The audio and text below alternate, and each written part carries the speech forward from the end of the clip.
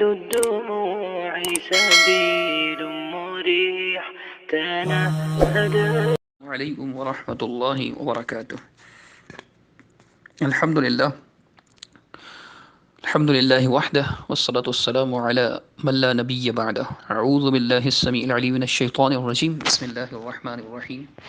یہ بھارت سے، انڈیا سے ایک بھائی کا میسج آیا ہے جس میں 20 سوالات ہیں. غالباً ان کا کہنا ہے کہ یہ ساجد آرزو صاحب کے سوالات ہیں جو صوبہ کرناٹک کے امیر ہیں.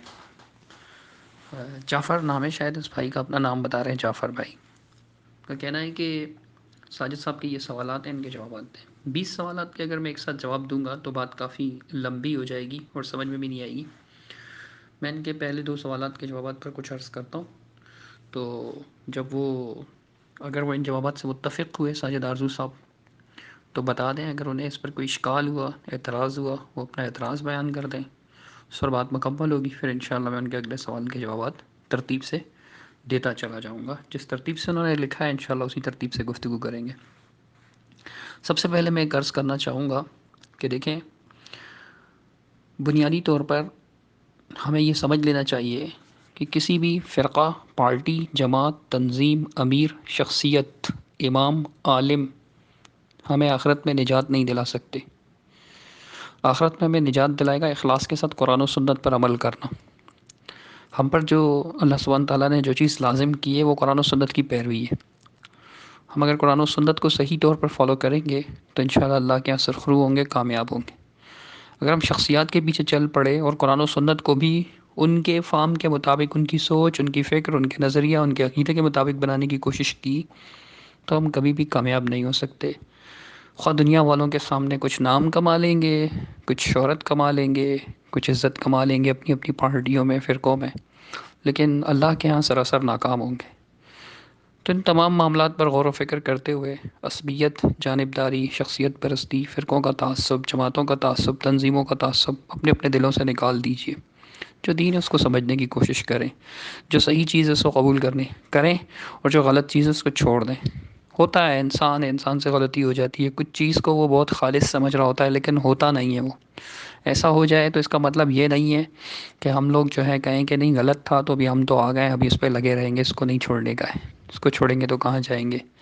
اگر ہم یہ سوچ کر رہ گئے تو پھر آخرت میں یقیناً نقصان اٹھانے والے ہوں. کیونکہ اللہ جانتا ہے کہ جب پتہ چل جائے اس کے باوجود بھی انسان غلط چیز کو فالو کرتا رہے جان بوجھ کر، تو پھر اللہ تعالیٰ ہی جو ہے اس کا معاملہ آسان فرمائے.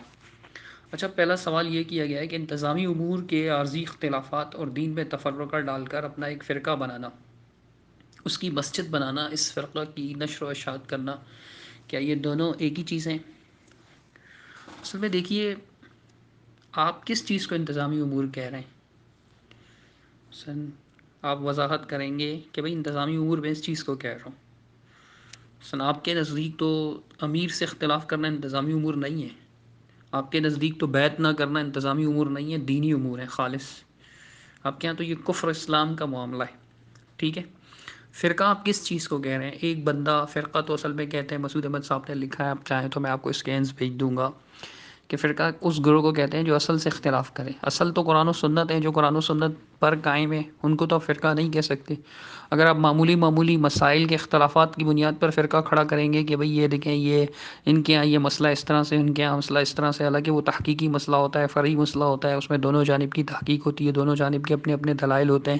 ایسے دلائل کی بنیاد پر اگر آپ کسی کو فرقہ قرار دیں گے تو پھر نعوذ باللہ ثم نعوذ باللہ آپ کو سب سے پہلے تو اصحاب کرام، رسول اللہ صلی اللہ علیہ وسلم کے صحابہ کرام کو فرقہ قرار دینا پڑے گا. نعوذ باللہ فرقہ قرار دینا پڑے گا.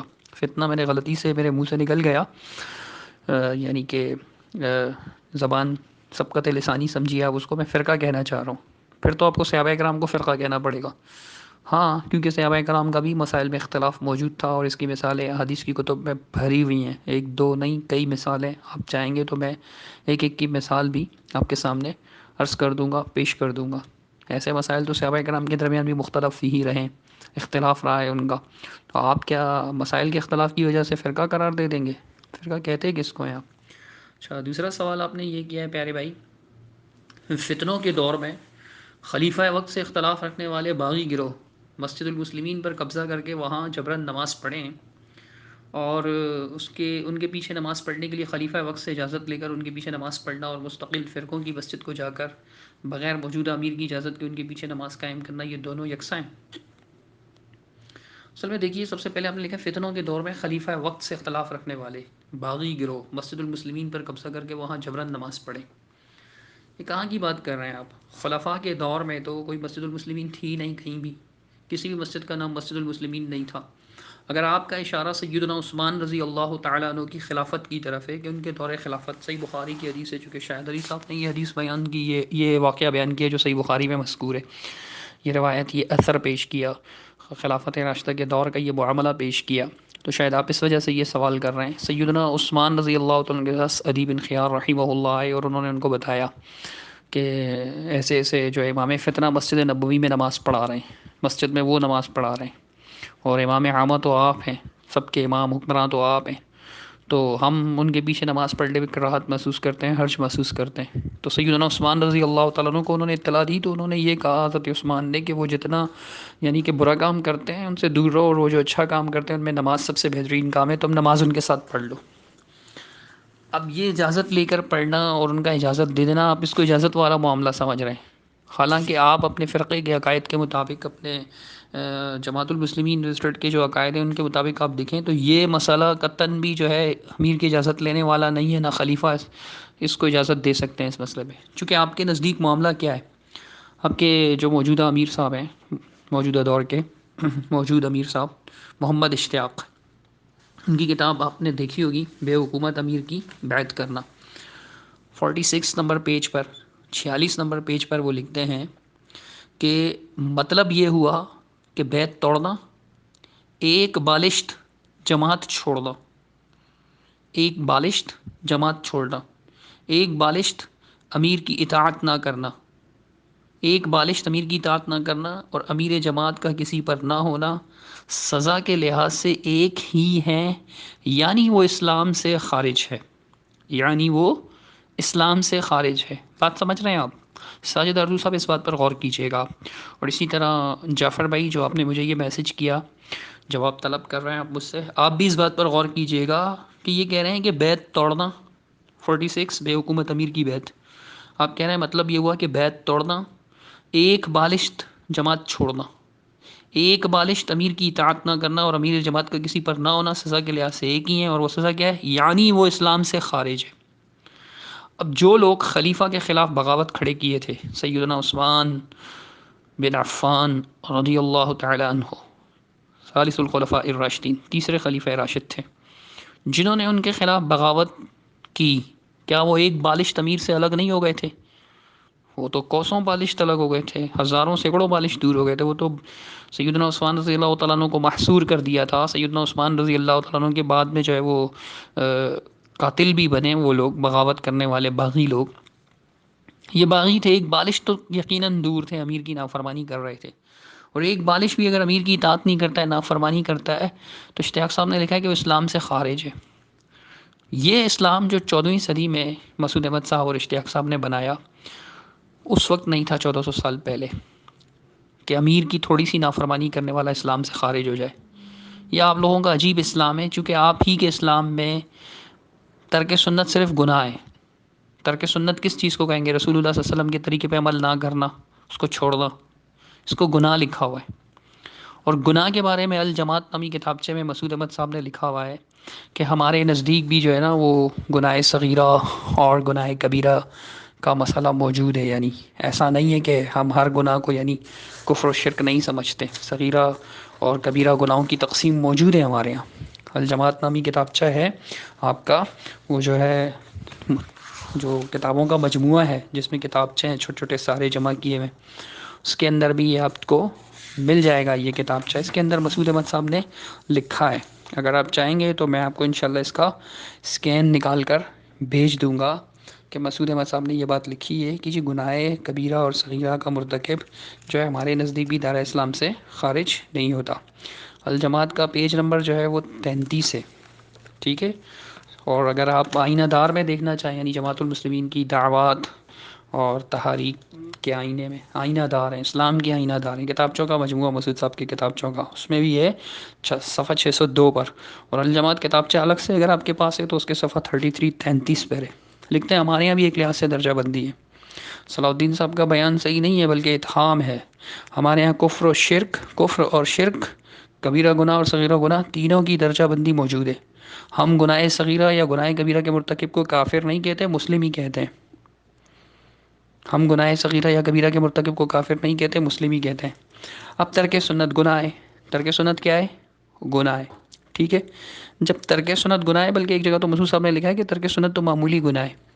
سوال کا جواب دیتے اور یہ سوال جو مسعود صاحب کی زندگی میں چھپ چکے تھے، جماعت المسلمین پر اعتراضات اور ان کے جوابات. جتنے بھی میں حوالے دوں آپ ان میں سے ہر ایک کا اسکین مجھ سے طلب کر سکتے ہیں. میں آپ کو انشاءاللہ اصل کتاب کا اسکرین شاٹ لے کر کے، فوٹو لے کر کے، تصویر لے کر کے آپ کو بھیج دوں گا. ٹھیک ہے. سنت کا ترک تو صرف گناہ ہے آپ کے ہاں، آپ کے فرقے میں، رجسٹرڈ فرقے میں، رجسٹرڈ جماعت المسلمین میں ترک سنت گناہ ہے. اور گناہ سے نہیں کوئی بندہ یعنی کہ اسلام سے خارج ہو جاتا. میں نے الجماعت صفحہ 33 آپ کے سامنے پڑھ کر سنایا بھی.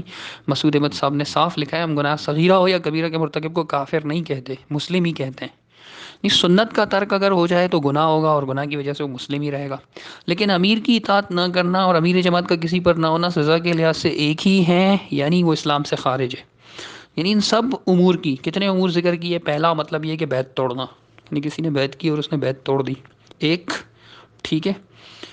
اور ایک بالش جماعت چھوڑنا، دو.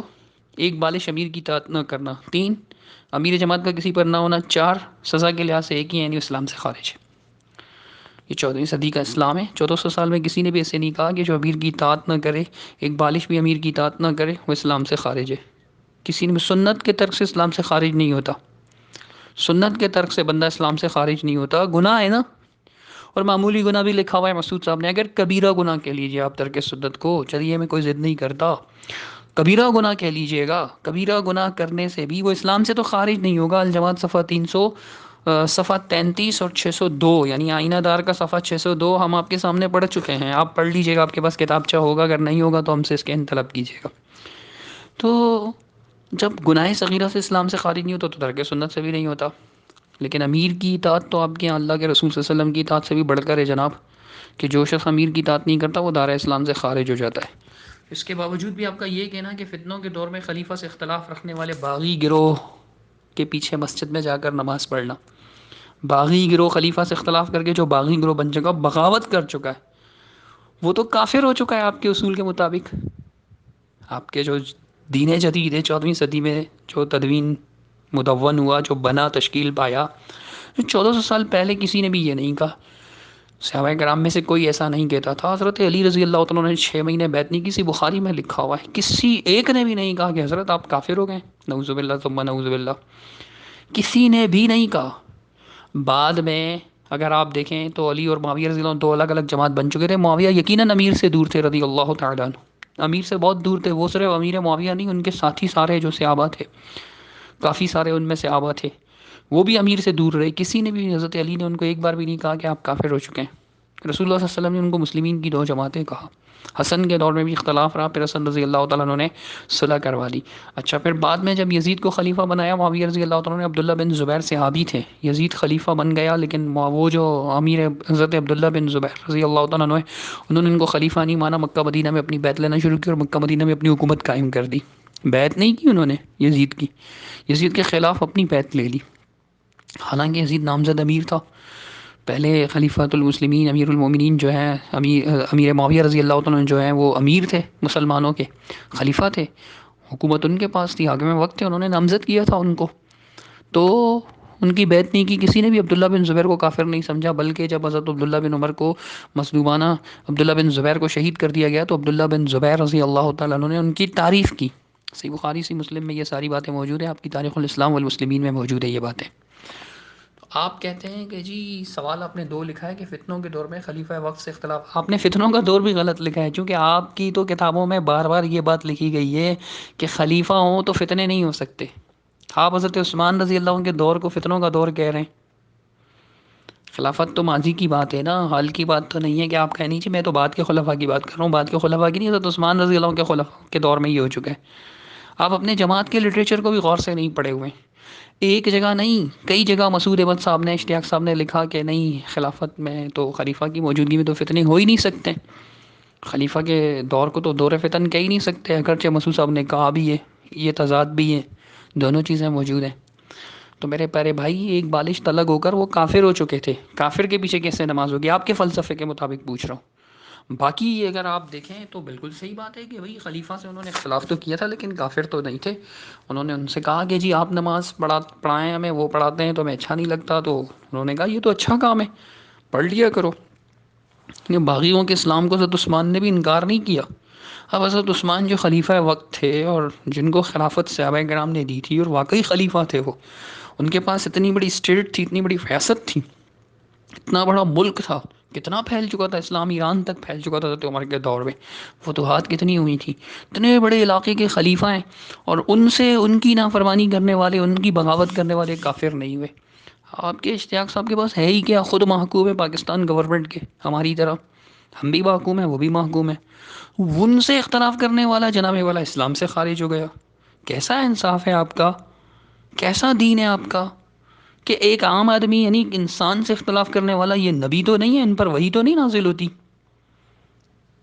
بس میں اتنا ہی عرض کروں گا کہ آپ کا یہ جو دوسرا نمبر کا سوال ہے یہ اپنے جماعت کے عقیدے سے ناوقفی پر مبنی ہے.